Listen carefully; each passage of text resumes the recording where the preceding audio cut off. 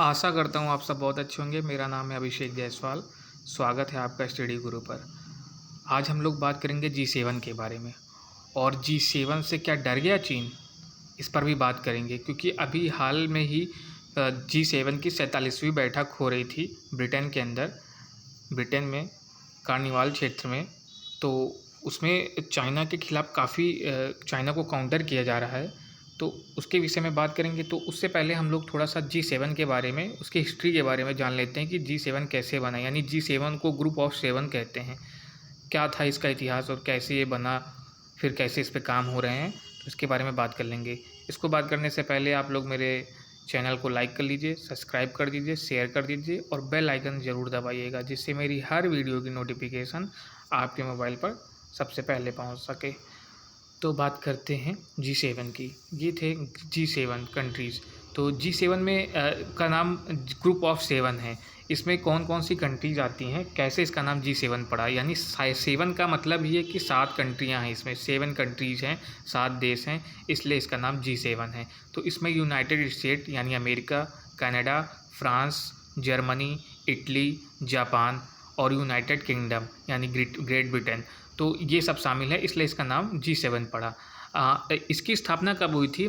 तो इसकी स्थापना 1975 में हुई थी, 1975 में, जब ग्लोबल क्राइसिस चल रही थी पूरे ऑल वर्ल्ड में, तब इसकी स्थापना हुई थी। तो G7 का देखो कोई लीगली नहीं है, ये डायलॉग पे बेस्ड है, यानी वर्ल्ड की ये जो 7 कंट्रियां हैं ये आपस में आई और इन्होंने डायलॉग किया कि हाँ, मतलब किया, बात किया आपस में कि हाँ हमें एक ग्रुप बनाना चाहिए नाटो टाइप का, कि जो इस ग्लोबल इकोनॉमिक से और ग्लोबल क्राइसिस से देश को उभार सके, देश की व्यवस्था पे बात कर सके या और भी चीज़ें पर बात कर सके।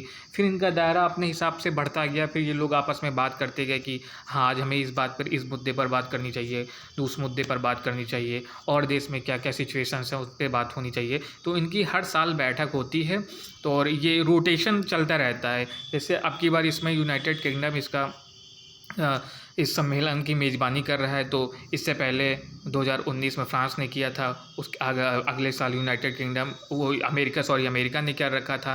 फिर इसी तरह अब सारे जितनी कंट्रीज़ हैं वो रोटेशन होती रहेंगी आपस में, अपने अपने हिसाब से लोग करते रहते हैं कि इसके बाद इस कंट्री का, जैसे ब्रिक्स की वगैरह की भी होती है कि पहले ब्राज़ील करता है फिर इंडिया करता है, तो उसी तरह इसमें भी अपना अपना सब हर साल मेंबर कंट्रियां इसकी भाग लेते रहते हैं और इसमें इनवाइट भी करते हैं। इंडिया इसका पार्ट नहीं है, लेकिन इंडिया को हमेशा हर साल इनवाइट किया जाता है।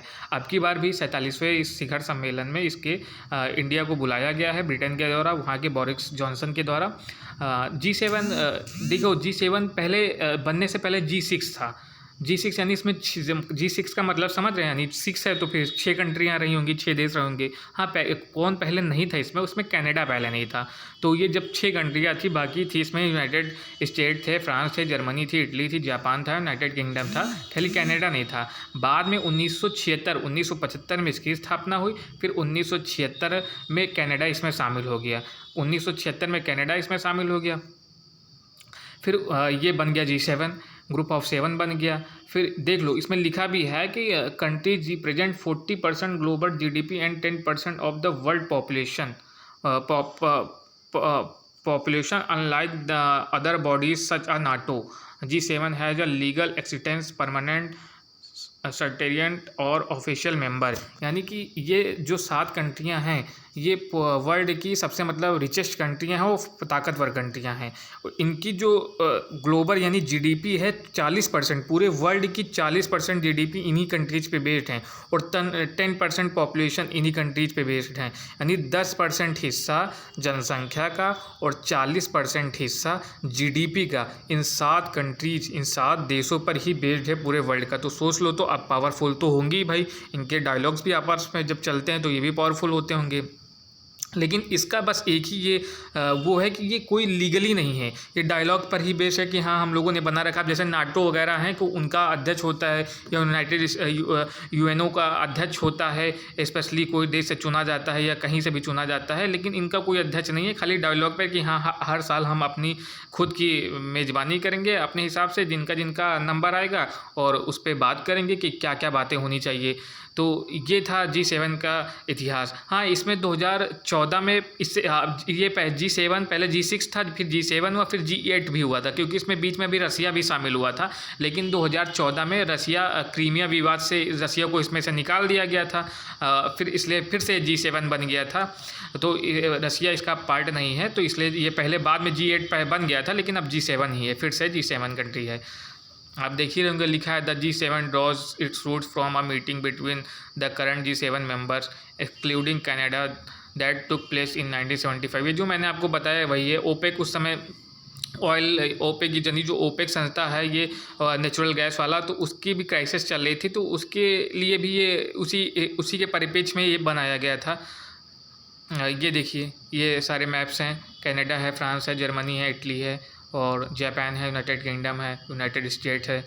ये देखिए परिचय यहाँ पे लिखा भी हुआ है कि यह एक अंतर सरकारी संगठन है। हमने बताया ना कि लीगली नहीं है, ये आपस में डायलॉग्स पे बेस्ड है, जिसकी स्थापना वर्ष 1972 में की गई थी, है ना। ये मैंने आपको बता दिया। अब बात करते हैं कि आखिर आपकी जो 47वीं बैठक हुई है उसमें बातें क्या क्या हुई हैं, उसमें क्यों चाइना को काउंटर किया जा रहा है। भाई चाइना इसलिए देखो, चाइना भी अपना एक उसकी बेल्ट रोड इनिशिएटिव अपना जो उसने बना रखा है BRI के तहत, वो पूरी जो एक रोड बना रहा है। जैसे छोटे छोटे कंट्रीज़ हैं, नेपाल हो गया, हमारे जितने भी इंडिया के पड़ोसी देश हैं, नेपाल हो गया, म्यांमार हो गया, बांग्लादेश हो गया, इन सबको, भूटान हो गया, इन सबको, श्रीलंका हो गया, इन सबको वो लोन देता है, भारी भरकम लोन देता है कि भैया हम तुम्हारे देश को डेवलप करेंगे, आप अपने देश को डेवलप करिए, उसमें हम रोडेज बना देंगे, ब्रिज बना देंगे, और भी चीज़ें सब, एयरपोर्ट्स वगैरह बना देंगे, इतना अच्छा बना देंगे। मतलब लालच एक तरीके का लालच देता है, उसके चक्कर में लोग आ जाते हैं। छोटे देश हैं, उनकी इकोनॉमी इतनी अच्छी है नहीं, GDP इतनी अच्छी है नहीं, वो लालच में आ जाते हैं, उनसे लोन ले लेते हैं, वो लोन ले लेते हैं, भारी भरकम लोन दे देता है। उसका मकसद ये है कि यही कि भारी भरकम लोन दो, और फिर वो देश लोन चुका नहीं पाते, तो उन पर अपना अधिकार जमा लेता है। कि आप जैसे अभी श्रीलंका में, हाल ही में श्रीलंका पे कोलंबो पोर्ट का उसने कहा कि मैं इसको बना दूंगा बढ़िया सिंगापुर के पोर्ट की तरह, और उसको काफ़ी भारी भरकम उसको लोन दे दिया है। और अब क्या होगा, आगे आने वाले समय में वो चुका नहीं पाएगा, उस पर अधिकार कर लेगा। इसी तरह हम्बन टोटा में, क्योंकि उसके एक हम्बन टोटा पोर्ट को भी उसने लीज पर ले रखा है 99 साल के लिए चाइना ने, इसी तरह उस पर भी लोन दे रखा था, उसको श्रीलंका ने नहीं चुका पाया, आज वो उसके कब्जे में 99 साल के लिए लीज पर रखा है। तो ये एक पूरा BRI के तहत वो उसने शी जिनपिंग का ये BRI बेल्ट रोड इनिशिएटिव कार्यक्रम है, जो 2013 में उसने चालू किया है। कि ये मतलब आपको मैं दिखाता हूँ मैप में, जैसे ये चाइना में है, ये चाइना से ही पूरा ये यूरोप तक इसका ये बनाना है BRI बेल्ट रोड इनिशिएटिव, ये कार्यक्रम उस चाइना वालों का ये यहाँ तक बनाना है। अब ये जैसे ये डायरेक्ट ये जो जाती हैं, ये रोड बना रहे हैं, ये इसी को कहते हैं हम लोग बेल्ट रोड इनिशिएटिव कार्यक्रम। तो ये था इसका। तो अब चाइना के लिए बात क्या हो रही है कि भाई G7 कंट्रीज जो आपस में बैठक कर रही हैं, ये चाइना को काउंटर करना चाहती हैं। तो क्योंकि चाइना बहुत ज़्यादा इकोनॉमिक पावर में भी अच्छा हो रहा है, पिछले 40 सालों में वो बढ़ता ही जा रहा है, और ये अब अपने सारे देशों पर इसी तरीके से अपने कब्जे में ले रहा है, और दूसरे देशों को दबाना चाह रहा है, सबसे उलझता ही रहता है। अभी इसमें भी इसने G7 को भी धमकी दे डाली है, मैं बताऊँगा। तो उससे पहले बात कर लेते हैं कि इटली के प्रधानमंत्री मारियो ड्राघी ने कहा कि ग्रुप 7 को पश्चिमी देश और चीन के बीच के मतभेदों पर खुलकर अपनी बात रखनी चाहिए। जो इटली के प्रधानमंत्री थे, उन्होंने इस पर बात करी है। मारियो ड्राघी ने यह बात सम्मेलन के बयान को लेकर कही थी, जिसमें चीन में मानवाधिकार हनन से लेकर कोरोना वायरस की उत्पत्ति जैसे मामलों का जिक्र किया गया। मैंने आपको बताया ना कि जो G7 कंट्रीज है, सबसे ज़्यादा यूनाइटेड स्टेट चिल्ला ही रहा है बात, साथ में इसमें ब्रिटेन और जितने भी G7 कंट्रीज है वो बोल रहे हैं कि जो वायरस आया है, अब इसका खुलकर मतलब ये जाँच होनी चाहिए चाइना पर। उसके हुआंग लैब से जो निकला है वायरस, इसकी पूरी खुलकर जांच होनी चाहिए, और पता लगाया जाना चाहिए कि ये वायरस कैसे निकला, कहाँ से बना, मतलब मानव द्वारा बनाया गया है, ये नेचुरल वायरस है। तो इस पर ये बात हो रही थी। और मतलब अब ये एक तरीके समझ लें कि G7 ने चीन को चारों तरफ से घेर लिया है। इस पर चीन ने भी काउंटर करके हुए उसने भी पलटवार किया, उसने सीधे सीधे G7 को धमकी दे डाली है कि अब वो दिन चले गए हैं, जिसमें आप लोग हमको धमकी देते थे। अब वो ऐसा कुछ नहीं है कि हाँ आप लोगों की मनमानियाँ चलेंगी। तो इसी तरह चीन ने भी अपना इन लोगों को धमकियाँ दे डाली हैं, इन देशों को। तो ये था G7 के। और ये देखो एक इन्फॉर्मेशन और है कि the infrastructure plan is being led by United State president Joe Biden the build back better world. हाँ, जो बाइडन जो हैं ये मतलब G7 कंट्रीज़ के द्वारा ये एक सबसे अच्छा इनिशिएटिव तैयार किया जा रहा है B3W का, बिल्ड बैक बेटर वर्ल्ड। समझ रहे हैं मतलब कि एक अच्छा ये इनका लोगों का एक मतलब अब की बार का स्लोगन है कि चीन को इसी पर इसको उनको काउंटर करना है। तो ये था G7 की कुछ छोटी सी बातें, और चाइना को कैसे इन लोगों ने घेर रखा है इस पर भी और आगे बात करते रहेंगे। मिलते हैं फिर नेक्स्ट वीडियो में। अगर आपको मेरा ये वीडियो अच्छा लगा हो तो प्लीज़ कमेंट करके ज़रूर बताइएगा, और मेरे चैनल को लाइक कर दीजिएगा, सब्सक्राइब कर दीजिएगा, शेयर कर दीजिएगा। धन्यवाद।